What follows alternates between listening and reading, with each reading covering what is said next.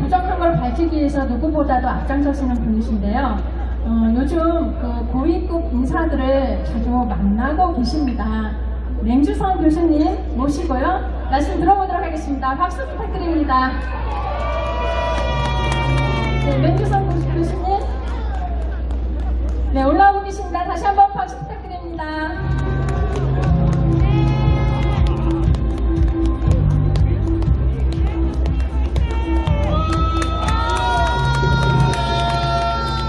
안녕하십니까. 이렇게 많은 인원이 와주셨네요.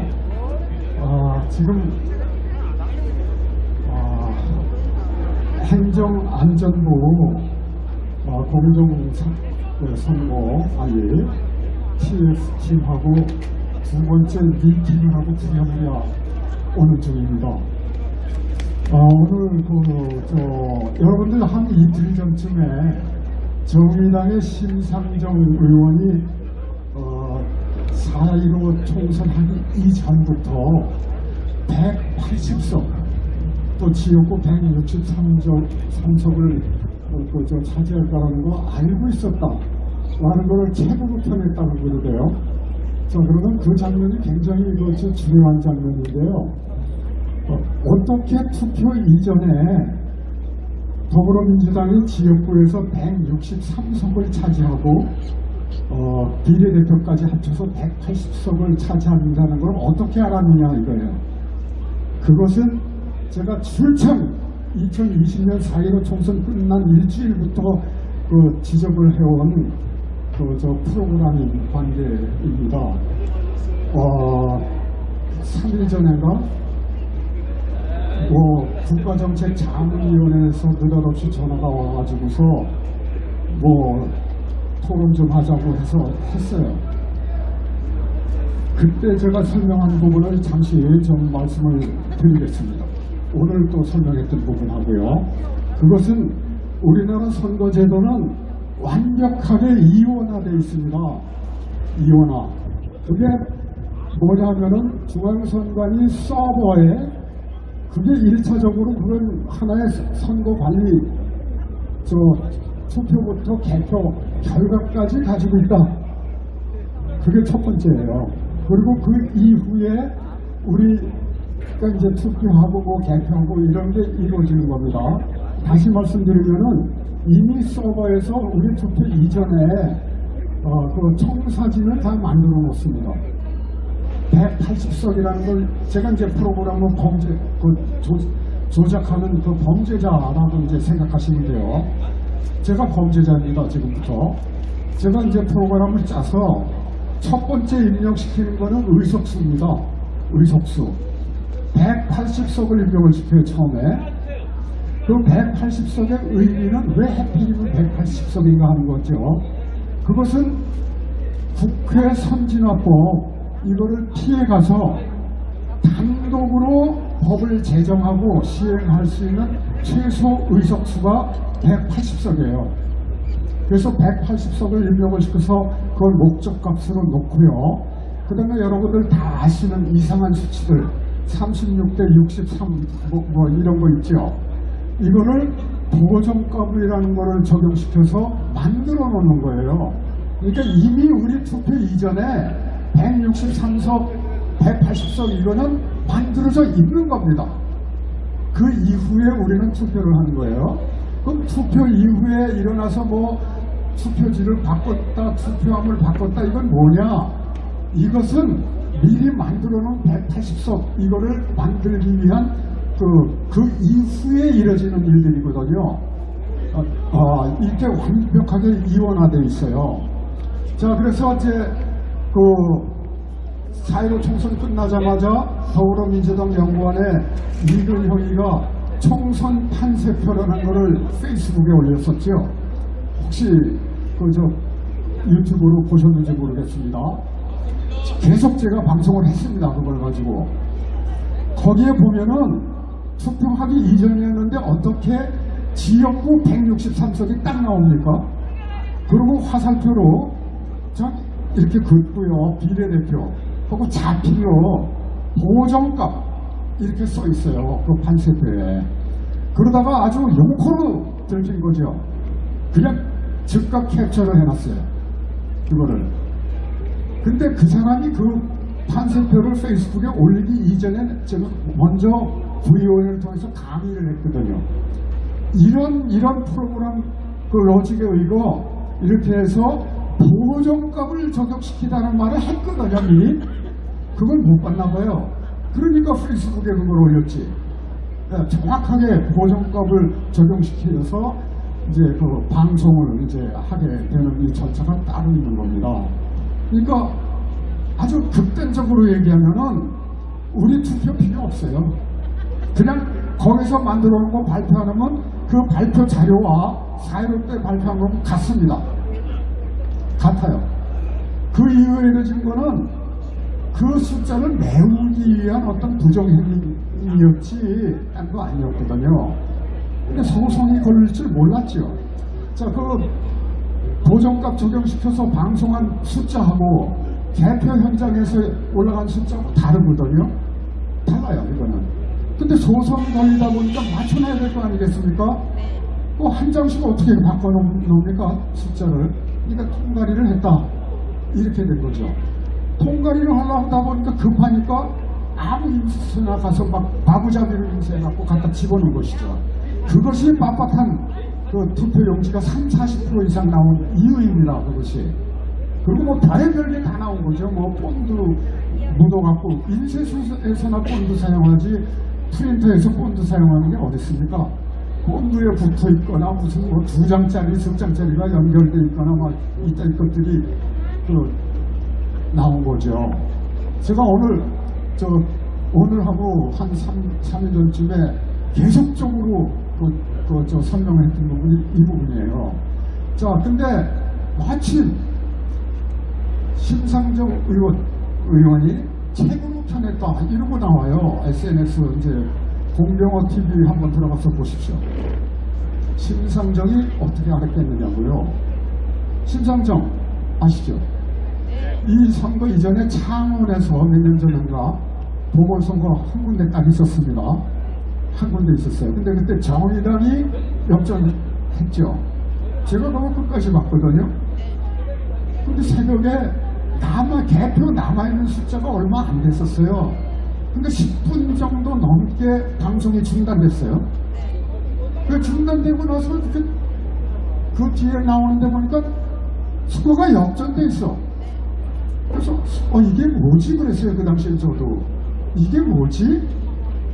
왜 중단됐다가 그 10분 남짓 그 방송이 시작됐는데 역전돼 있느냐 이 말이에요. 근데 숫자를 딱 보니까 대표 남아있는 숫자보다 많아요. 이거 말이 안 되네. 저도 그런 정도로만 생각했었습니다.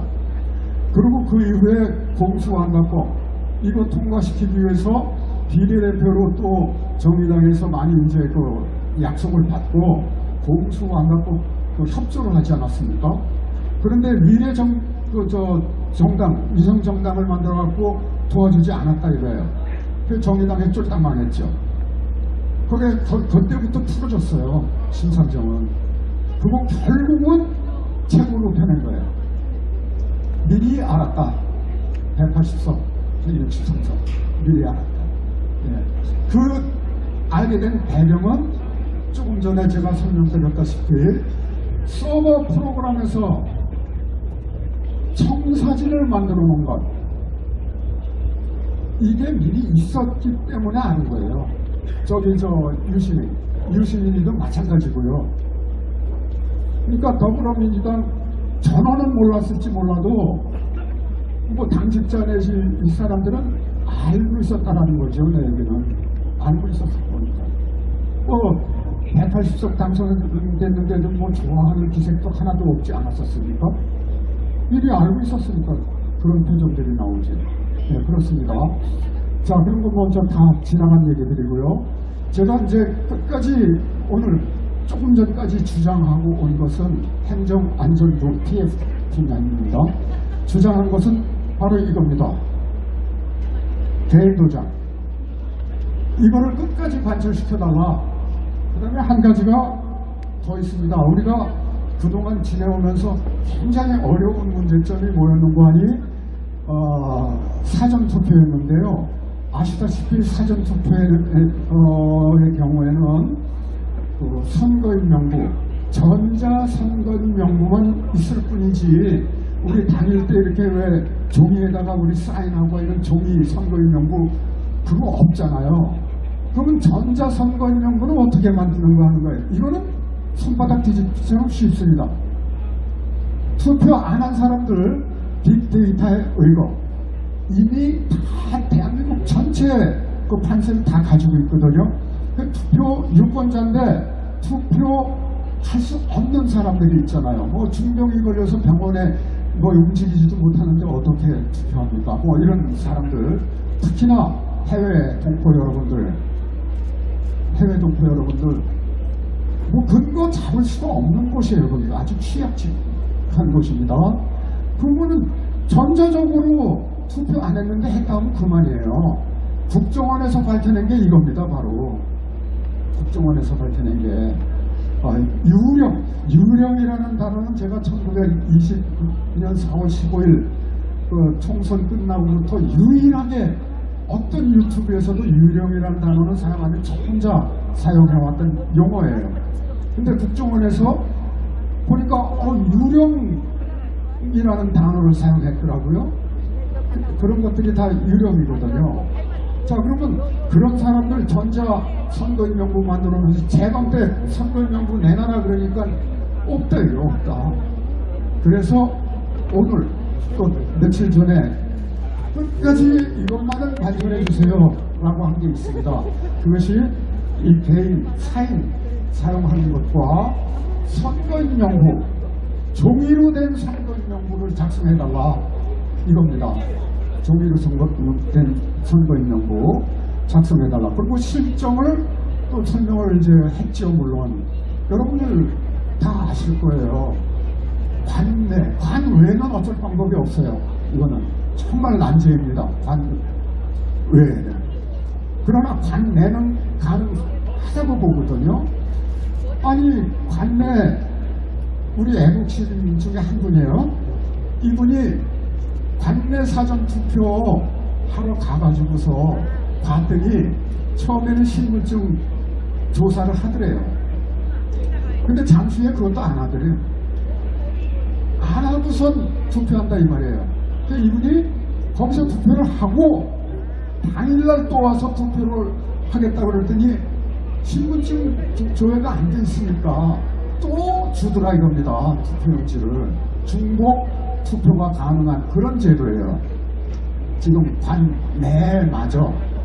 그래서 뭐 법적으로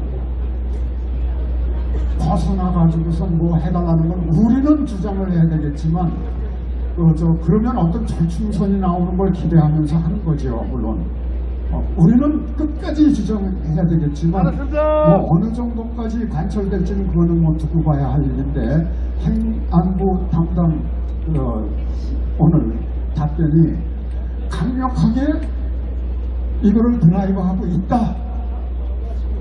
근데 말을 안 듣는다. 상황이 그런 상태입니다.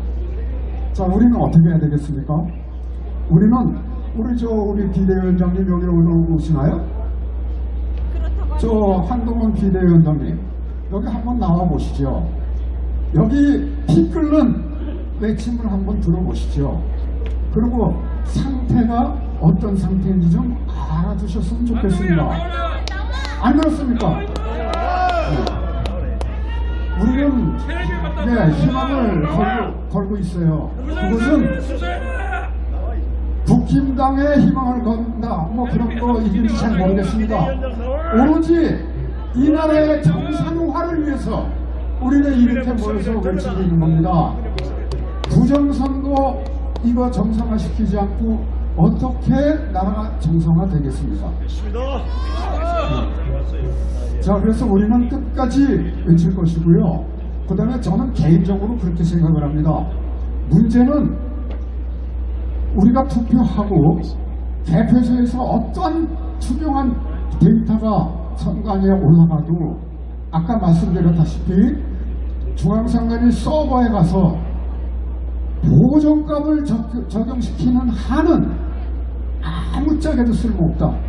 따라서 우리가 이 공정한 4월 10일 날 공정한 선거를 기대하고자 한다면은 피해가는 방법은 단 한 가지다라는 것을 계속 주장하고 있습니다. 저는 뭐냐, 서버를 피해가야 된다는 거예요. 서버를 어떻게 피해가느냐, 저희가 NTK에서 만든 당신의 한 표가 여마다 다큐멘터리 보신 분들 계실 거예요. 거기 100만 참고하시면 되겠습니다. 각 투표소가 있죠.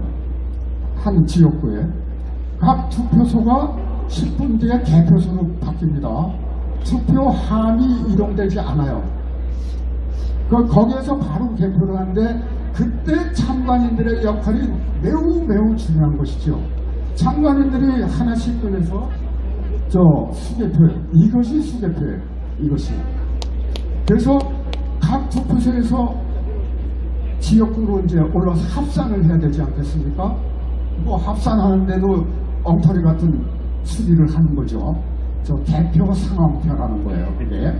그게 엉터리죠. 그게 우리 애국주민들이 그거를 많이 잡았죠. 3구 대선 때요. 많이 잡았습니다. 아니 공문서에다가 찍찍 잡히니까 뭐 숫자 고치는 이런 놈 공문서가 어디 있습니까? 세상 전에 아무튼 그런 일이 많이 일어났죠. 좋아요. 근데 중요한 거는 이겁니다. 우리가 밤을 세워가면서 누가 몇 표 역전됐다 이거 중요합니까? 저는 아니라고 생각합니다. 당선자 발표를 중앙선관위 서버에 데이터를 보내기 이전에 투표소별로 합격 당선자 발표를 미리 하라는 얘기예요. 그러면 보정값 해봐야 무슨 소용이 있어? 발표를 했는데. 안 그렇습니까?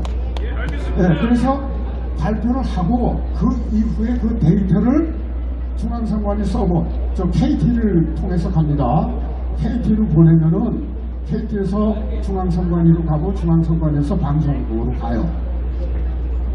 여기서 발표했기 때문에 보정값 시켜봤자죠.